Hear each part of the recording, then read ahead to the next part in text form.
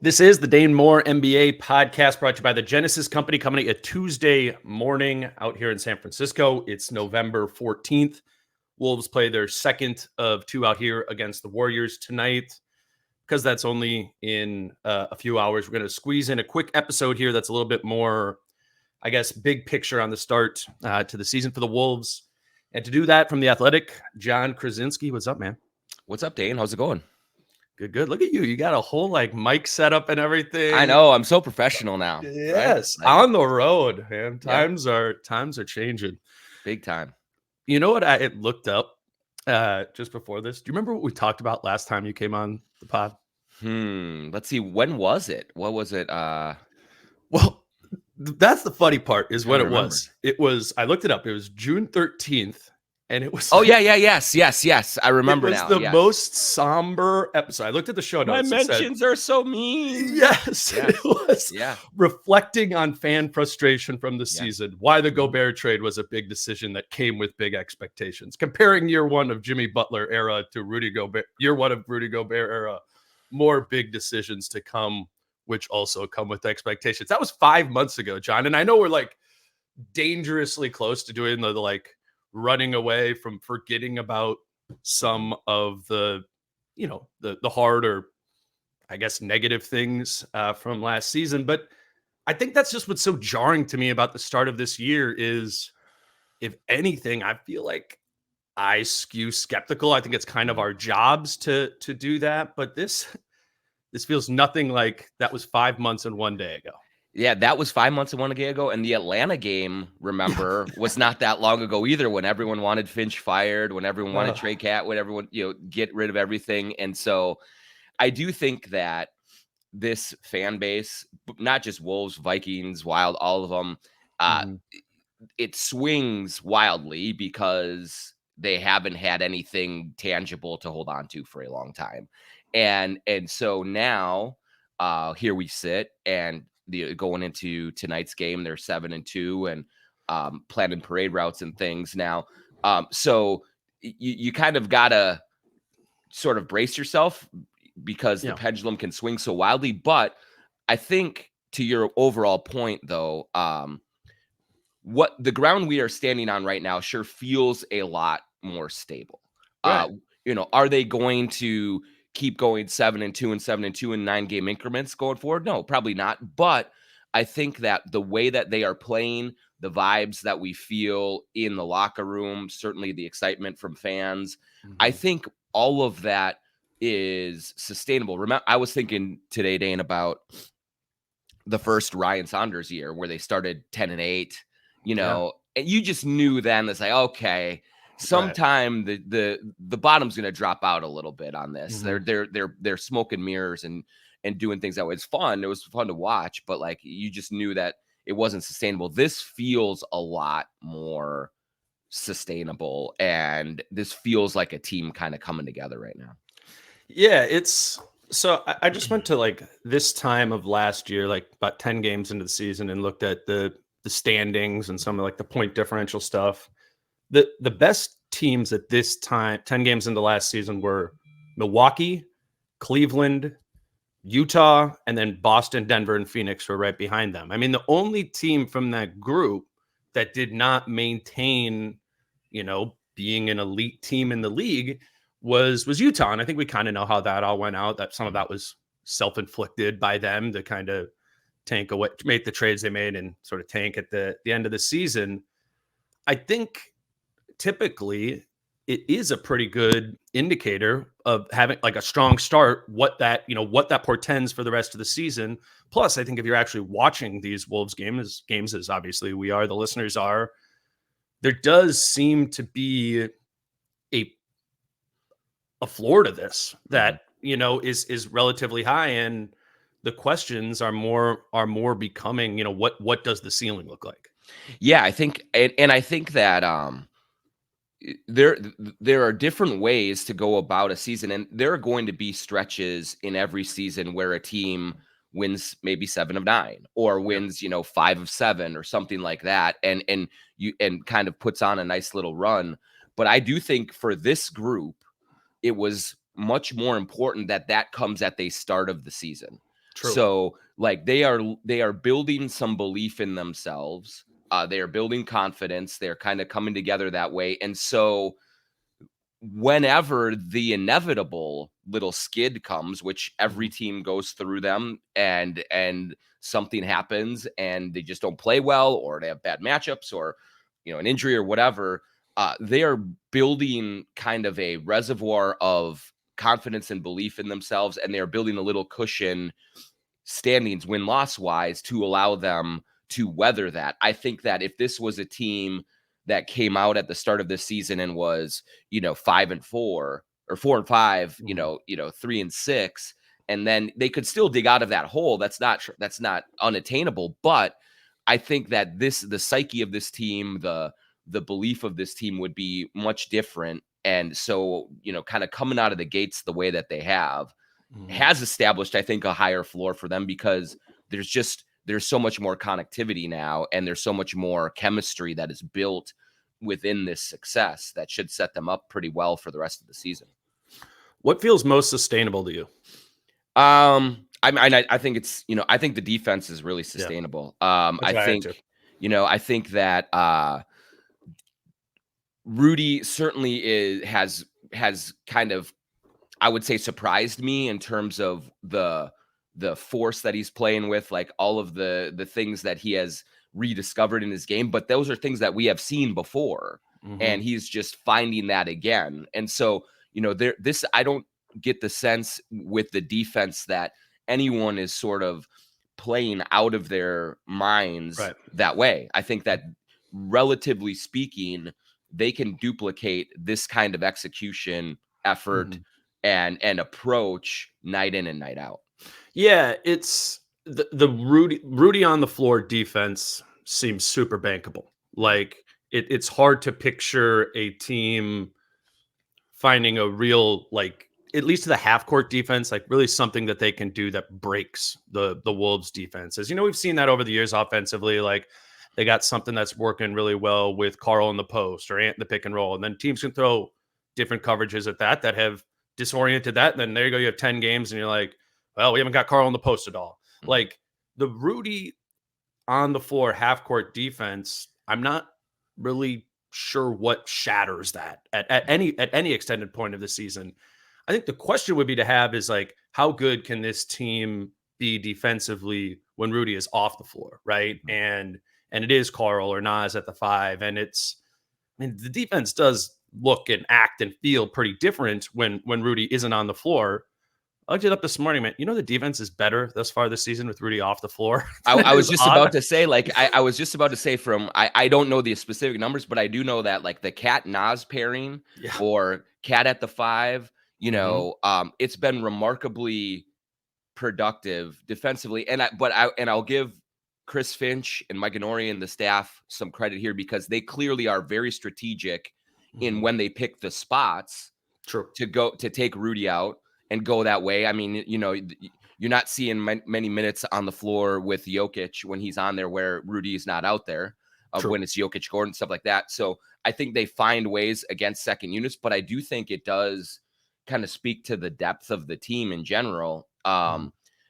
When you see in these games, even Golden State, I think especially Golden State, when an opponent goes to their second unit and starts shuffling out their starters, and the Wolves bring in Nas, move Cat to the 5, Kyle comes in, Nikhil comes in, it's just like the Wolves second unit versus an opposing second unit is not a question right now. And so that allows them to execute very well. And I think Cat deserves a lot of credit for the way that he is defending this season and how solid he has been. And it's been pretty impressive that way. Yeah, last year it was, I mean, and I think Wolves fans know this, but maybe some people who weren't dialed in on the Wolves last year, like the defense was elite when Rudy was on the floor last season, even though it looked different and it functioned a little bit different. They had a 111-1 defensive rating with Rudy on last year. That's the same as Cleveland, who has the number 1 defense. When Rudy was off the floor, they fell to being like the equivalent of Dallas defensively, which was number 23 in the league. And that's going to I think that is going to happen somewhere. I mean, the the defense for the season is not going to be better with Rudy off the floor than with Rudy on the floor. Again, to the sort of the floor is pretty high idea, I don't think it falls to 23rd. And so much of that has to do with Karl and while the offense has not been consistently good and that all 9 games this season, I really found myself like going back to rewatch the game being like, the third or fourth game of the year being like, man, Karl did not play well. I go back and watch it and I'm like, okay, well, he got like 7 pretty important defensive rebounds. Mm-hmm. He's playing in coverage comfortably. He's doing these things. Like, I think it's crazy to say, I wouldn't have said this like 5 years ago. I think now Karl can anchor a, at least middle of the pack defensive group there. And if the Rudy minutes are going to be elite all season, it's just really, I guess this is a long way of saying, in my mind, I'm getting a lot more shored up that this is going to be a top 5 defense because I don't know what the holes are. And then when that's the foundation, you just got to slowly figure out the offense a little bit over the course of the year. But this defense is going to be great. Yeah, people have forgotten that when Karl was drafted number 1 overall, like everyone was enamored with the offense, with the shooting, with the efficiency, with all of that. But the idea at the time was that he, maybe unlike Okafor, was a two-way player, that he could move his feet. He was smart enough to dissect opposing offenses. He could be in the right place at the right time, and he had enough length to be a deterrent at the rim. Now, as the years went on early in his career and through the middle of his career, he became really just so offensive minded and so productive there, and the defense fell off to a great degree. But I think he has done a good job this year of understanding that he will get his offense, but that with Anthony Edwards, kind of with the way that this offense now is constructed, it's not Karl centric anymore. And so whether that allows him just to give more energy and effort on defense, or whether he just feels more comfortable there with Rudy or whatever, it's working right now. And he has been in the right spots a lot of the times. And I'll also give Naz Reid credit as well, because you wondered, can he defend on the perimeter? Like, can he move his feet? And the answer right now is a resounding yes on that part. And so you can sit Rudy down. You can put Naz and Karl out there. Karl can be at the 5. Naz can be at the 4. And they are not getting torched at all. Certainly like we saw at the start of last season. And I think they've done a good job in transition. Not great, but good. And they've, they're ending possessions better with their defensive rebounding. The Warriors game was tough that way, but in general, like, they're just doing a lot of the little things that this group never did last season, and it's paying off.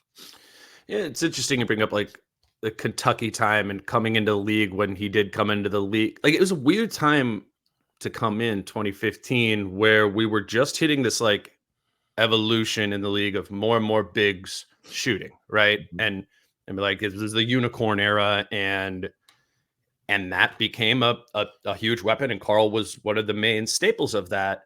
But on the other side of the ball, it was kind of it was when the drop coverage of the defense and the proliferation of that really, started being the primary. There's so much more pick and roll in the league, and this is how teams are guarding it.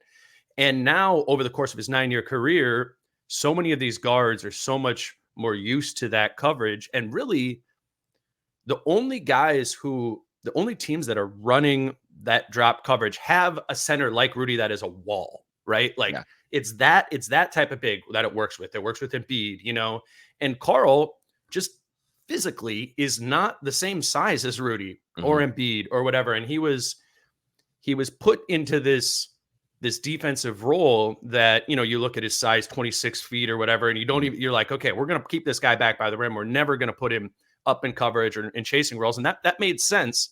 But what kind of proved out, at least in my mind, is he didn't have the size to be an absolute wall at the rim in the ways that I'm now like seeing every night that Rudy is. So the best thing that I think happened to him was the year before Rudy came, when Finch just said, we're not playing Carl like that anymore. We're playing him up, and he was still the 5 then, but we're playing him up in coverage. Let's see how he can move. Let's see how he can navigate. Let's see, can he hustle to get up and show and get back and get the defensive rebound? Like I think Carl came into the league and in hindsight was asked to play defense in a way that was not best for him. Yeah. Whether that be when he was the 5, and now it might be proving out. We'll see. I mean, we kind of got to see the season. Maybe the best defensive thing for Carl is to, in fact, be next to a true rim protector, a true wall, just so he doesn't have to be that.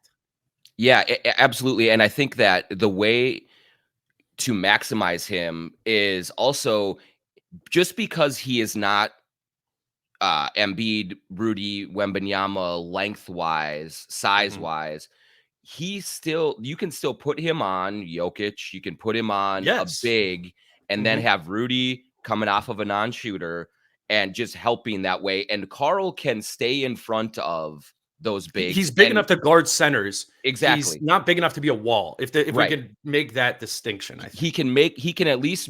He's big enough to be in the way and bother them. And he also, again, like to his credit, he is working hard on that end. We've heard Chris Finch say it. We've heard several people say it. He had to sacrifice a lot by moving to the 4, changing the way that he plays offensively. But it also would have been license for him to mope defensively. And he could have been, they're trying, I'm being, my role has been diminished offensively. So, why do I have to do this on defense? But he's worked very hard on that end. And like I wrote about it the other day after the Golden State game, but I thought the play of the game was steal, turnover, Klay Thompson misses the layup, and Kuminga is with him. Cat got all the way back, bothered Kuminga, and they didn't score. It was an empty trip for the Warriors that would have cut the lead to 9.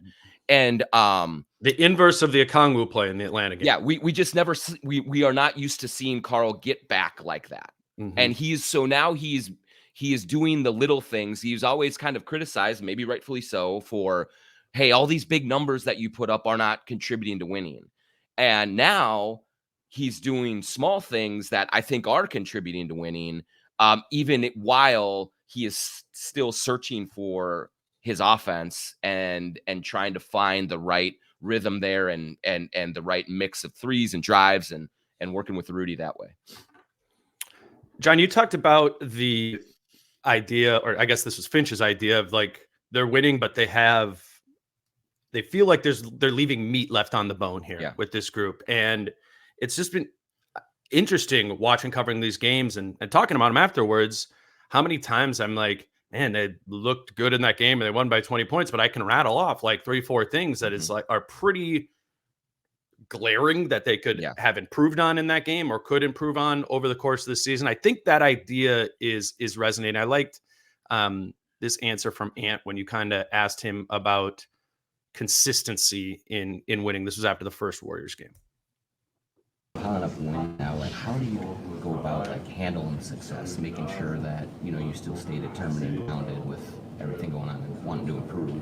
I mean, pretty much I think because we know how it feels to lose, and we've lost the last 3 years, so we've won like 4 or 5 games in a row, and we like the feeling. So I don't think we too high or too low. I think we just right here because we know how I feel to lose. I think we don't want to go back there. So we're just coming out playing hard every night. It has been interesting, John, right? How a lot of these games, it's been like, oh, the Wolves beat Utah by 28. We're coming in and we're asking these questions of like, this was great or that was great, and answers, particularly from Finch and trickling down into the group, is like, yeah, that was cool. Are we going to be consistent with this? And I'm sensing a major shift in that the idea of, the D-low, as you say, like the never too high, never too low. There is a lot of that. I kind of rolled my eyes at that after the Atlanta game where they were like, oh, no, never too high, never too low. I'm like, I would be pretty concerned now. Get low, guys. Get low. Yeah, right. But it is an ethos that I think Chris Finch has established in this group and is very necessary for a team that does not have a lot of playoff history or success and is still, I mean, frankly, still a pretty young team. I think that mentality is huge for this group. Yeah, I have two thoughts on that. One is it's palpable with Chris Finch right now that even after good games, he is not drinking the Kool-Aid publicly, because there's two reasons for that. I think one is this team has a history of getting high on its own supply a little bit, of feeling good after a few wins and then not taking things seriously or feeling like, they've figured everything out and then they get smacked. I mean, that's happened over the last several years. How many times, just maturity wise and handling it. So I think he could very well happen tonight, and could very well happen tonight in like 5 hours. Yeah, I think it's a concerted effort on Finch's part to be like, hey, you guys haven't done anything yet, so don't get too satisfied. But the other part for Finch on it is, I think that he really is recognizing what he has on a nightly basis at his disposal. And I think that, my eyebrows raised at media day when Tim Connolly said the goal should be to win a series in the playoffs. And you just never hear the Timberwolves have that kind of expectation. But now you look at how they're playing, you look at the weapons at Finch's disposal, and I think that he sees it as, this team can be really good, like really good. And so it is my job to set a higher standard and higher expectations. And I'm not going to, be just basking in the glow of a November win against Golden State, because we should have bigger things in mind. And finally, on a long-winded answer though, is that Ant answer was critical, because Ant says we've lost the last 3 years. But if you ask a Timberwolves fan, the best you've been in the playoffs 2 years in a row. It's just awesome. Like, this is, for this franchise, it's so great, but Ant views that as, no, we've lost. Like, this is not successful. Yeah. And so having players with that mindset of, we're not satisfied winning a few games, we're not satisfied getting to the playoffs, which had been the benchmark for this franchise forever.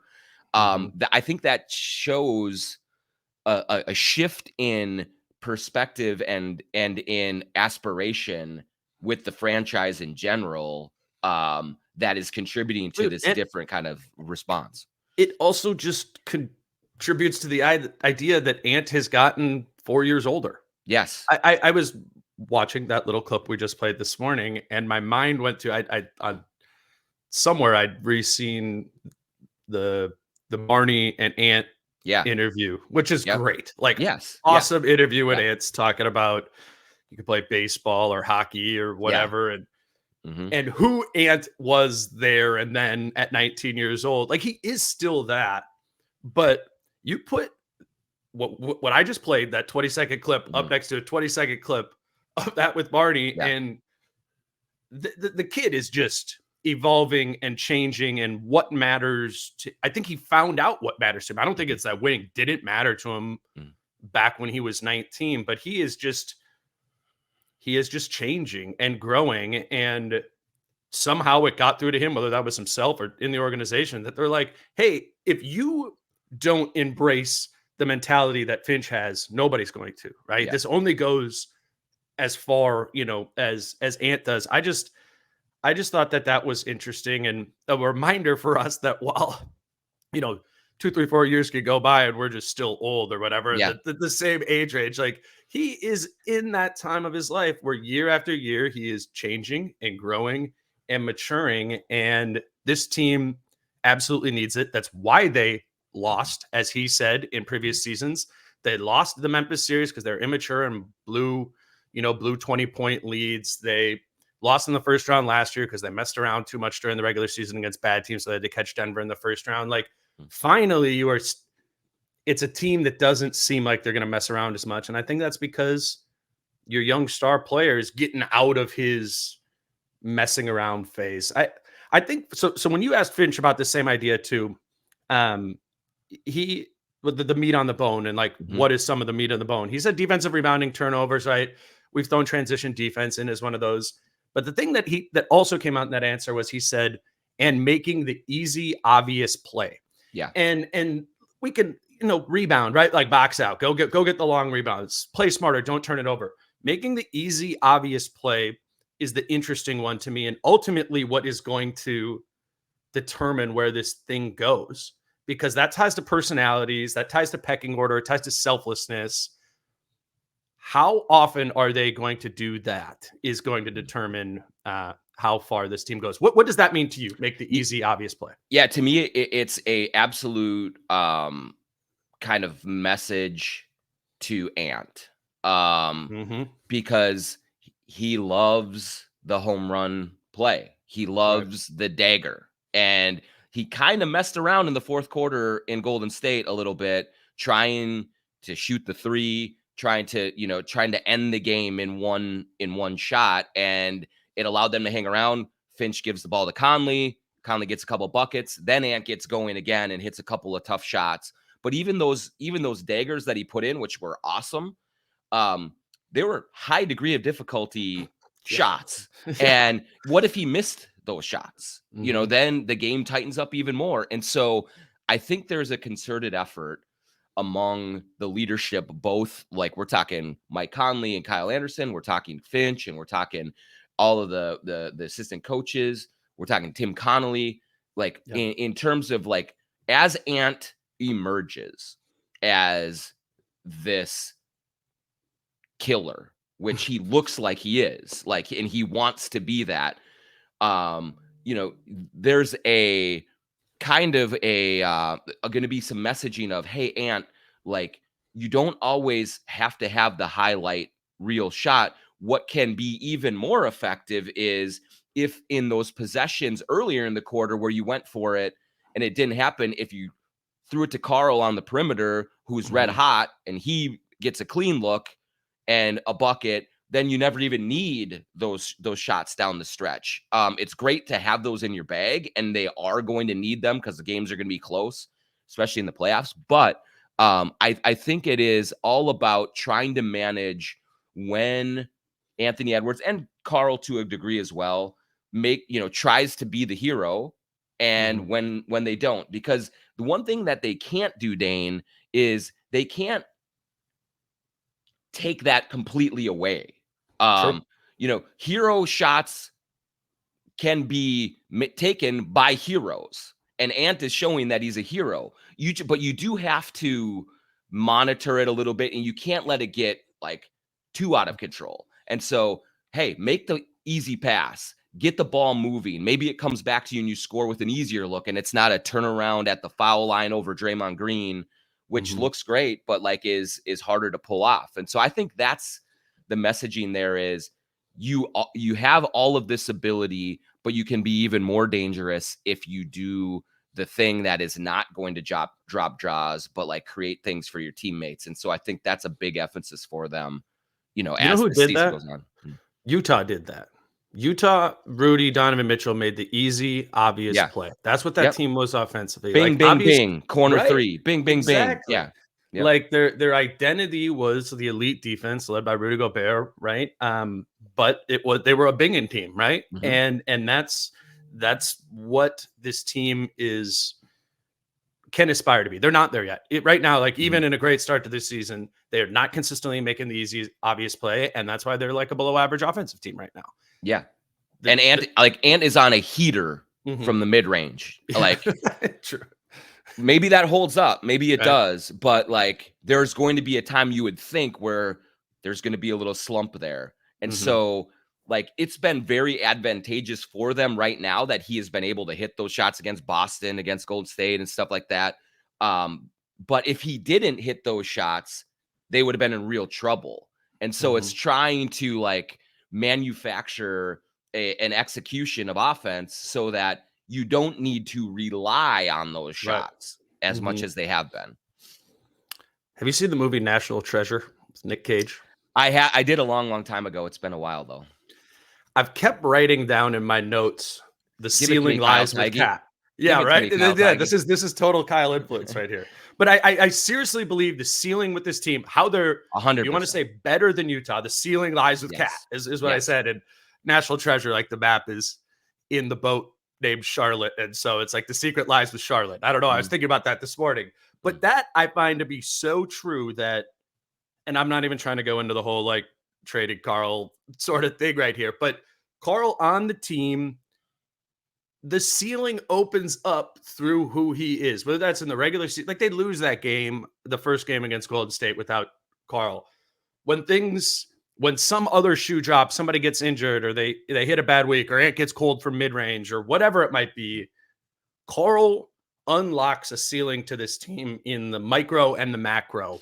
And this, like, Ant's the dude, but this team only goes as far as Carl has. And I think the first 9 games that we've seen thus far have been a great indicator of that, because these last 2 where Carl's played well, you just see this whole extra different gear that this team has. So last thing, just your thoughts on Carl and what he contributes to the high end of this team. Yeah, I think this team if Carl were mediocre, this team could win a playoff series if they had the right matchup. Yeah. If Carl is locked in, really, really good at what he is capable of on his high end, this team can go as far as you want. They can go to the Western Conference Finals. Like, I really believe that if Carl is hitting threes, if he's not getting in foul trouble, and if he is scoring efficiently either in the post or at the nail, like when he is knocking down 3-pointers consistently, I don't see what defenses can do to combat the combination of him, of Ant, of Rudy at the rim, of Jaden cutting, like of Mike probing. Like that's the main thing. Like he if you want to call him 1B, if you want to call him number 2 option, whatever it is, if he is an elite level number 2 option, which he is capable of being, totally, then you're looking at a team that is really is elite defensively and becomes a complete matchup nightmare offensively as well.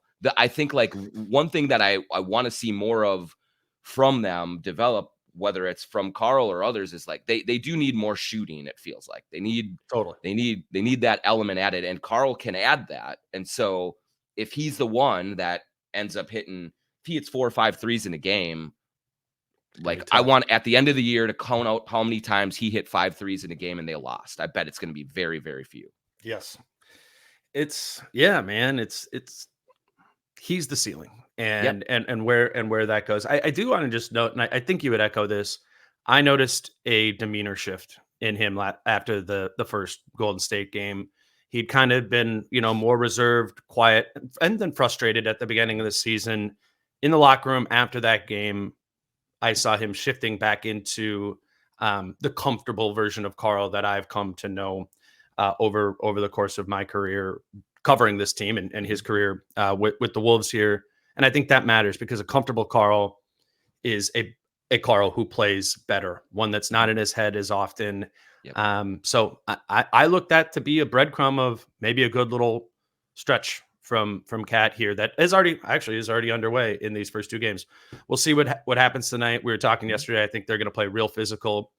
Draymond is going to go after Cat tonight. Watch. He tried Ant, that didn't work, and so now he's going to try and rattle Cat. You watch this. And to Carl's credit, they were going pretty physical in the last game, and he kept a cool head and delivered in that. So let's see. This is going to be fun. Let's not make it 5 months again before we do another one of these. He's John Krawczynski. Obviously, you're following him and you're reading him over at The Athletic. John, I'll see you over at practice in about an hour. Sounds good, man. Thanks for having me. All right. Until tomorrow morning, I'll recap the second Warriors game with Jace. We'll do that. Until then, he's John Krawczynski at John Krawczynski. I'm Dane. Peace out. How I'm feeling, man, I hope it never stop, yeah. Green and hot so you can find me in the crowd, yeah. Don't let standards ever bring you down, yeah.